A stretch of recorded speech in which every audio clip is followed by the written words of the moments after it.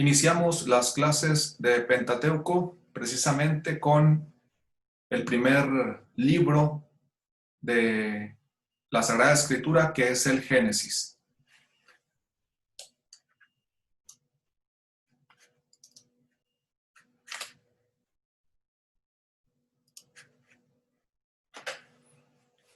El libro del Pentateuco, o la parte del Pentateuco de la Sagrada Escritura, está compuesto por 5 libros: el Génesis, Éxodo, Levítico, Números y Deuteronomio. El libro del Génesis comienza diciendo: en el principio creó Dios el cielo y la tierra. En el texto hebreo encontramos Bereshit, bara Elohim, et hachamayim, beet haaretz. Y en el caso de la traducción al griego, encontramos el siguiente texto: enarge, epoyesen joteos, ton uranon kaitengen. Esta primera frase del libro del Génesis es muy importante e iremos explicando algunos aspectos que vale la pena resaltar desde el inicio, valga la redundancia, para valorar en toda su densidad lo que la Sagrada Escritura pretende y sobre todo la centralidad que tendrá siempre el libro del Génesis, el libro del comienzo, para la interpretación de toda la Biblia. En este caso nos detenemos en primer lugar en la frase en el principio. Esto quiere decir que la voz narrativa sabe más que cualquiera de los personajes en el mundo de los hombres y proporciona el conocimiento más completo de la historia narrada. Quien tiene la pretensión de contar todo desde el principio tiene esta autoridad. En la Sagrada Escritura, aún antes de que fuera creado el hombre y la mujer, hay una voz narrativa que sabe más que estos personajes, que sabe más que todos los personajes de la Sagrada Escritura. Ya más adelante veremos que el único personaje efectivamente que sabe también lo mismo que esta voz narrativa y sabe más es Dios. La voz narrativa, repito, sabe más que cualquiera de los personajes en el mundo de los hombres y proporciona el conocimiento más completo de la historia narrada. Jean-Pierre Sonnet, en su libro Narrar la Biblia de padres a hijos, explica con mayor detalle este párrafo que hemos mencionado.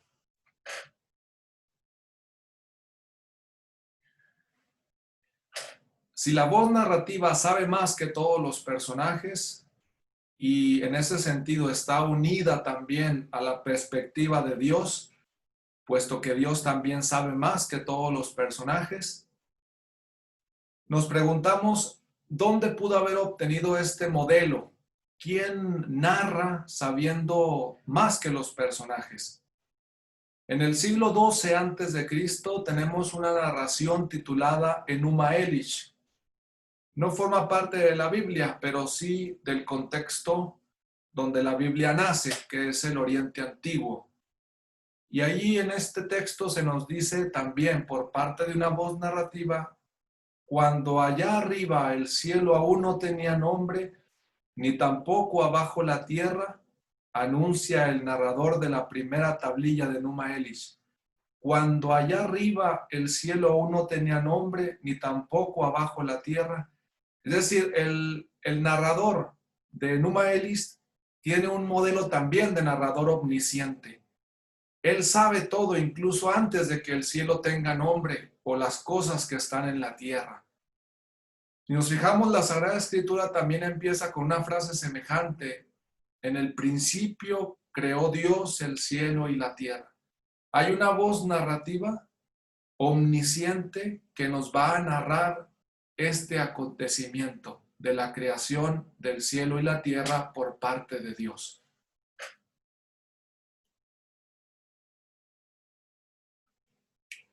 Como comentábamos, este es el modelo que sigue también el libro del Génesis. Los primeros versículos del Génesis manifiestan un privilegio de la voz narrativa, capaz de contar aquello que ningún hombre puede atestiguar.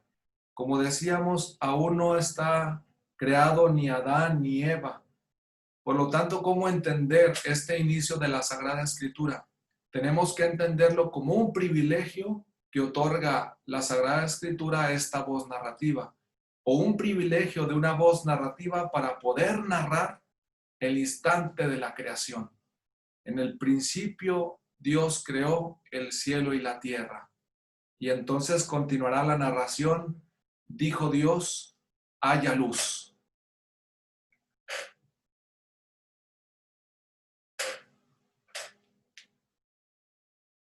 Después de descubrir la importancia de la primera parte del libro del Génesis en el principio y vincularlo a esto, a una voz narrativa, a un narrador omnisciente, conforme vayamos pasando en las clases iremos sacando más consecuencias y más características de este narrador. La comprensión bíblica siempre es poco a poco y lo bueno de esta primera intervención con respecto al libro del Pentateuco es caer en la cuenta de algunos aspectos importantes para tenerlos en cuenta después a lo largo de toda la Sagrada Escritura. Dijo Dios, empezamos pues con la creación y la manera en que Dios crea tiene también una manera importante de estilo de narración, vamos a decirlo. Dijo Dios, hágase la luz, y se hizo la luz. Yehior, Vallejior. En este caso tenemos una frase en hebreo y tanto la traducción al español que uno puede descubrir efectivamente muy sintética, reducida, pero de suma importancia. Hágase la luz y se hizo la luz. El Enuma Elish, o también la obra que habíamos mencionado anteriormente, presenta un modelo semejante. En la tablilla número 4 de esta obra hay una expresión semejante por parte de Marduk, que es quien va a considerarse o va a llegar a ser el rey entre los dioses de Mesopotamia. Y entonces dice, Marduk ordenó con su boca y la imagen fue destruida. Ordenó de nuevo y la imagen quedó reconstruida. Hay una especie de relación entre lo que una divinidad pronuncia y lo que sucede. Si Dios dijo, hágase la luz, se hizo la luz. Si Marduk ordenó con su boca y la imagen fue destruida, también ordenó de nuevo y la imagen quedó reconstruida. Hay un modelo interesante, por lo tanto, de vinculación entre lo que una divinidad pronuncia y lo que sucede. Veamos pues y vayamos juntando algunos elementos. No solo hay un narrador que conoce más que todos los personajes, que se vincula en este sentido con Dios, que sabe también todas las cosas, sino que este narrador ahora pone en boca de Dios unas palabras que generan creación. No solo Dios pronuncia, sino que cuando pronuncia, hace.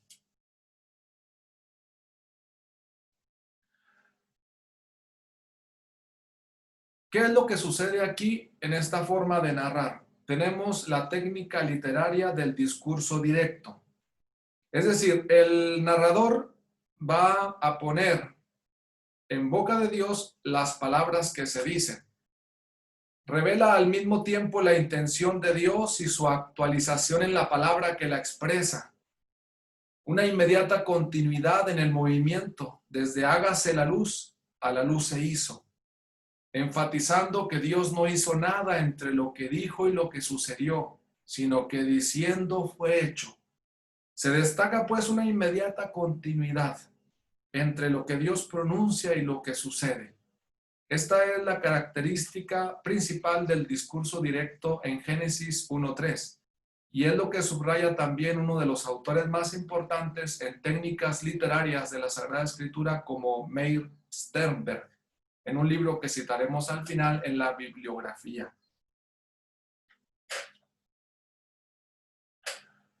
Esta inmediata continuidad genera también lo que se denomina como un efecto performativo sui generis.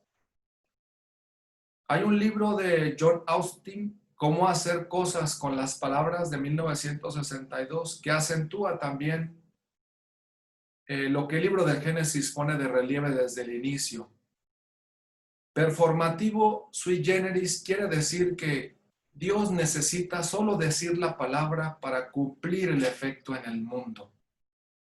La continuidad inmediata, por lo tanto, no solo tiene que ver con el tiempo, podemos decirlo así, sino con la manera de crear de Dios. No hay un espacio, un tiempo, una espera entre la palabra que se pronuncia y el efecto que se espera. No hay un momento en que Dios habla y hasta otro momento entonces se crea la luz. Dios necesita solo decir la palabra para cumplir el efecto en el mundo. Como señala Meir Stenberg, aquí la unidad de palabra y cosa, recordemos que en hebreo davar significa tanto palabra como asunto, cosa, situación, hecho. Aquí la unidad de palabra y cosa, davar en hebreo, encuentra su máxima expresión. Desde el inicio del Génesis, por lo tanto, tenemos elementos fundamentales para entender la narración de la Sagrada Escritura, desde el Génesis hasta el Apocalipsis. Una voz narrativa que sabe todo. Un Dios que crea, en primer lugar, la luz y que crea pronunciando y al mismo tiempo creando, en inmediata continuidad y manifestando también su inmenso poder para cumplir inmediatamente aquello que pronuncia. Y llegando así a manifestar, por lo tanto, que en el hebreo, davar, manifestará y encontrará su máxima expresión, valga la redundancia, cuando Dios expresa su palabra de hacer la luz. Otro elemento que llama la atención en estos versículos es que Dios dice hágase la luz y la luz se hizo. Y esto podría sonar redundante, una repetición. ¿Por qué no basta que Dios diga hágase la luz? Ya mencionamos que se trata de subrayar un aspecto performativo, es decir, que quede claro que no solo Dios pronuncia, sino que lo que pronuncia se hace, tiene un efecto.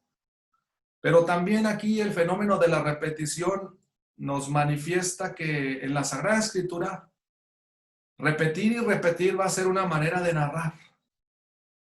La repetición en la Sagrada Escritura tiene una relevancia fundamental, quizá a diferencia de la época moderna en que las repeticiones cansan, aburren. En la Sagrada Escritura la repetición es una técnica narrativa que manifiesta eficacia, acentos, núcleos definitivos en torno a los cuales se ha de ir fundamentando la narración e incluso la experiencia humana y divina de los personajes. Repetir una y otra vez lo que sucede, repetir una y otra vez lo que acontece, va marcando el ritmo de las narraciones en la Sagrada Escritura.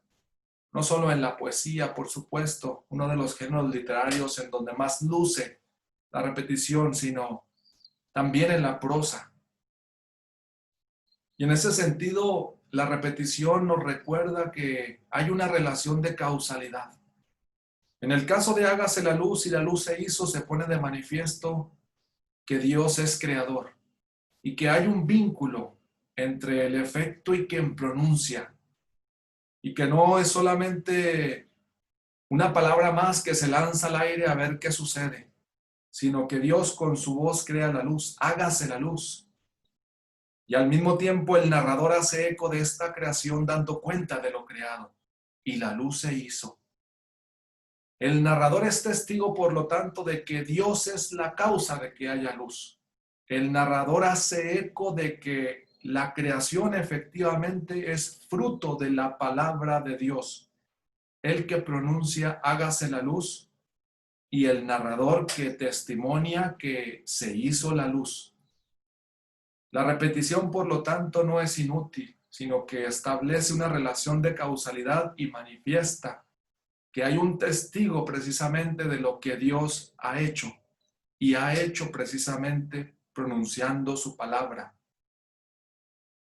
Esto mismo lo subraya Meir Stenberg en su obra que citaremos al final en la bibliografía sobre la poética en la Sagrada Escritura, página 108-109. Además, la secuencia narrativa genera primeras impresiones. Cuando uno se da cuenta que en el principio creó Dios el cielo y la tierra y que lo primero que Dios crea es la luz, según la psicología de la percepción, este mensaje se imprime con mayor profundidad en la mente del lector. La luz se hizo y la luz acompañará, por lo tanto, la lectura de la Sagrada Escritura. La luz se hará presente y recorrerá todos los libros de la Sagrada Escritura. La luz estará también presente y se revelará incluso al mismo nivel de Dios en el libro del Apocalipsis, donde ya no hay necesidad de sol, porque Dios alumbra precisamente a la nueva Jerusalén, a la Jerusalén celestial. Determina también, por lo tanto, la recepción de lo que viene enseguida. Eso también lo subraya Meir Stenberg o también Perry en otro de sus, en este caso, artículo de dinámicas literarias. La primera impresión, por lo tanto, es que la luz acompañará todo lo que viene a continuación en la Sagrada Escritura. E incluso uno puede comprobar no solo esto en relación con la luz, sino que uno tiene la impresión de que la palabra de Dios nunca dejará de cumplirse. La palabra divina siempre es eficaz. En 1 Samuel capítulo 3 versículo 19 se dirá que Dios no dejó caer a tierra ninguna de sus palabras. Se refiere a las palabras del profeta Samuel. Veló Hipil Micol de Barab Arsab. No dejó caer a tierra ninguna de sus palabras. O en Jeremías 1:12, yo vigilo sobre mi palabra para realizarla. Yo vigilo sobre mi palabra para realizarla.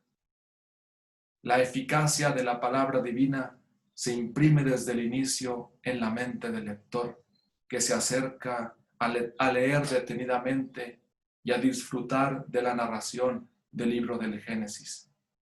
Y sobre todo a darse cuenta que la creación, en último término, está fundamentada en una palabra eficaz, pronunciada desde el inicio del mundo.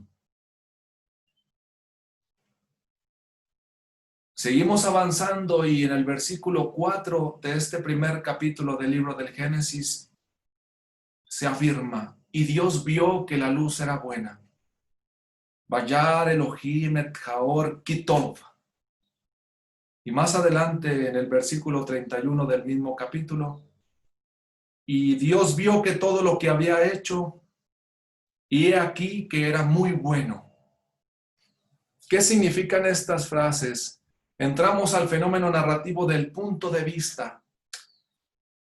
Hay que ir atendiendo poco a poco, iremos repitiendo constantemente todas estas técnicas narrativas, estos fenómenos narrativos, por supuesto, literarios de la Sagrada Escritura para comprenderlos en mayor profundidad. Ska, en una de sus obras también importantes para la narrativa de nuestros padres, señala la importancia de este fenómeno narrativo del punto de vista. Desde el inicio del Génesis también tenemos una percepción directa, es decir, Dios vio que la luz era buena, Dios vio que era bueno, y lo va diciendo a lo largo de los 6 días de la creación. Hay un verbo de percepción y una frase de lo que se percibe. En este caso, vio Dios que la luz era buena. Nos damos cuenta a través de esta forma de narrar que Dios no solo crea, sino que es capaz de ver lo que crea. Él es el primero que percibe que lo que ha creado es bueno. Qué importante es entonces ir descubriendo los puntos de vista y sobre todo el punto de vista de Dios. ¿Cómo mira Dios? Más adelante también en el libro de Samuel se dirá que Dios no mira como miran los hombres. Y desde el inicio del libro del Génesis nos llama la atención ya el punto de vista de Dios, cómo percibe las cosas y cómo percibe lo primero que ha creado, como la luz. Y vio Dios que la luz era buena. Sin embargo, no todo queda allí, sino que ahí mismo, si pasamos al versículo 31, aparece un cambio de punto de vista. Ahora tenemos una percepción indirecta. En ese sentido, el libro de Génesis y las narraciones que acompañan estos libros de la Sagrada Escritura son muy ricas. A veces uno, por la prisa o por la lectura rápida, o quizá también sin mucha atención, deja o pasa desapercibido estos asuntos, pero es bueno, siempre que se profundicen en algún curso bíblico, tratar de volver a fijarnos detenidamente en la construcción de la narración, en la construcción y en las secuencias narrativas que se van presentando en la Sagrada Escritura, para todavía gozar y entender y poder también tener un fundamento y una comprensión más amplia de la Sagrada Escritura, sabiendo que tenemos y estamos ante uno de los libros más ricos jamás escritos a lo largo de la historia. En el caso de la percepción indirecta, ahora tenemos un verbo de percepción, pero se añade un he aquí, bejiné, en hebreo, bejiné, y he aquí, más una frase de lo que se percibe. Y vio Dios que todo lo que había hecho, y he aquí que era muy bueno. He aquí que era muy bueno. ¿Qué significa esto? Significa que no solo tenemos ya una percepción de lo que Dios ve, sino que en 1:31 la percepción del personaje Dios es asumida en el discurso del narrador o de la voz narrativa.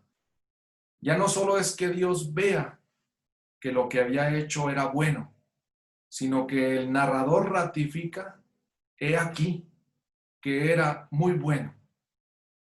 Fijémonos pues, hace rato mencionaba yo cómo Dios y el narrador iban a estar compartiendo efectivamente puntos de vista, o cómo el narrador afirmaba una cosa y luego Dios decía también la propia, o cómo en la repetición de hágase la luz y la luz se hizo, cómo tenemos una conjunción entre el Dios que pronuncia su palabra y el narrador que hace eco de lo que se ha creado. Aquí también más o menos sucede lo mismo. El calificativo de bueno se encuentra, por lo tanto, en la intersección entre el punto de vista de Dios y el punto de vista del narrador. Bueno une ambos puntos de vista. No solo ve Dios que la luz era buena, no solo ve Dios que todo era bueno, sino que el narrador también testimonia y afirma, he aquí que era muy bueno. Desde el inicio del libro del Génesis vamos entendiendo que el narrador y Dios están de acuerdo, que el narrador y Dios nos van dando una perspectiva de cómo son las cosas y que en definitiva ambos comparten la misma perspectiva moral sobre el mundo creado. Tanto Dios como el narrador. Más adelante, en Dei Verbum, una constitución dogmática del Concilio Vaticano II, llamado autor sagrado, vamos a decirlo así, con las diferencias en estudios e investigación que puedan tener ambas denominaciones, pero por explicar también en este curso, tomémoslo un poco así, quien narra la historia o quien narra lo que está en la Sagrada Escritura y Dios están de acuerdo. El trabajo será, por lo tanto, descubrir cuáles personajes humanos pueden unirse también a estos puntos de vista. Y es ahí donde acontecerá normalmente la salvación. El hombre o la mujer que estén de acuerdo con el punto de vista de esta voz narrativa y sobre todo con el punto de vista de Dios, entonces seguramente encontrarán la salvación. ¿Y qué es lo que afirma también Dei Verbum? La Sagrada Escritura y todo lo que está escrito en ella tiene una verdad para la salvación. Terminamos, por lo tanto, esta primera clase del curso de Pentateuco, recordando lo que el Catecismo de la Iglesia nos dice en 2 números y que se fundamentan precisamente en todo lo que hemos explicado. ¿Qué significa en definitiva que Dios haya creado la luz y que todo lo que ha creado es bueno, muy bueno? Dice el 299 del Catecismo de la Iglesia Católica: porque Dios crea con sabiduría, la creación está ordenada. Tú todo lo dispusiste con medida, número y peso. Creada en y por el Verbo eterno, imagen del Dios invisible. La creación está destinada, dirigida al hombre, imagen de Dios, llamado a una relación personal con Dios. Nuestra inteligencia, participando en la luz del entendimiento divino, puede entender lo que Dios nos dice por su creación. Salmo 19 del 2 al 5.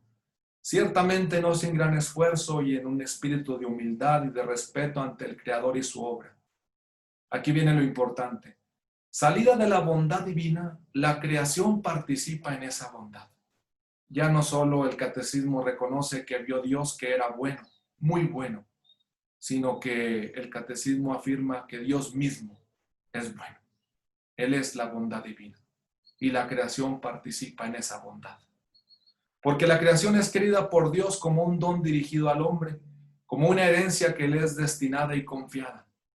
La Iglesia ha debido en repetidas ocasiones defender la bondad de la creación, comprendida la del mundo material, como testimonia el libro del Denzinger, un libro que tiene el contenido principal sobre el magisterio en los números 286, 455 al 463, etc. Y el otro número que nos interesa del Catecismo de la Iglesia Católica es el 339. Toda criatura posee su bondad y su perfección propias. Para cada una de las obras de los 6 días se dice, y vio Dios que era bueno. Por la condición misma de la creación, todas las cosas están dotadas de firmeza, verdad y bondad propias y de un orden. Todas las cosas están dotadas de firmeza, verdad y bondad propias y de un orden. El catecismo cita la Constitución Pastoral Gaudium Spes número 36 del Concilio Vaticano II. Las distintas criaturas, continúa el catecismo, queridas en su ser propio, reflejan cada una a su manera un rayo de la sabiduría y de la bondad infinitas de Dios. Fijémonos cómo aquí está de fondo la luz. Efectivamente, hágase la luz y la luz se hizo. Y esta luz acompaña a todas las criaturas. Por eso reflejan cada una a su manera un rayo de la sabiduría y de la bondad infinitas de Dios. Por esto el hombre debe respetar la bondad propia de cada criatura. El catecismo pasa a la responsabilidad del hombre. Debe respetar la bondad propia de cada criatura para evitar un uso desordenado de las cosas que desprecia al Creador y acarree consecuencias nefastas para los hombres y para su ambiente. Que el Señor ayude precisamente a ser más responsables con la creación.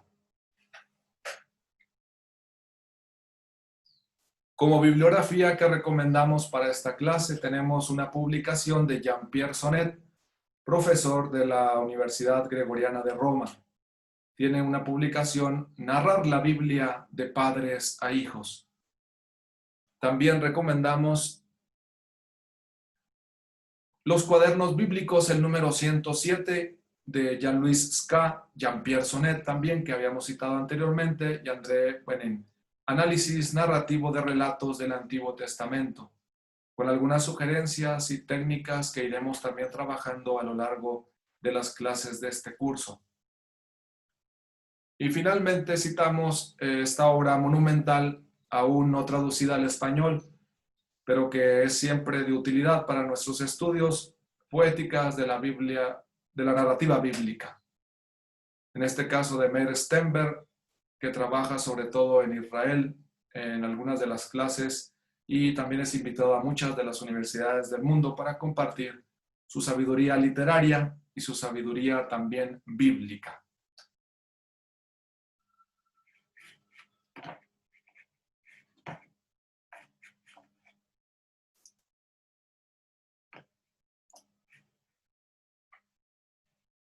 agradecemos la atención a esta clase y los invitamos también a seguir participando, aprendiendo y estudiando la Sagrada Escritura, la verdad para nuestra salvación.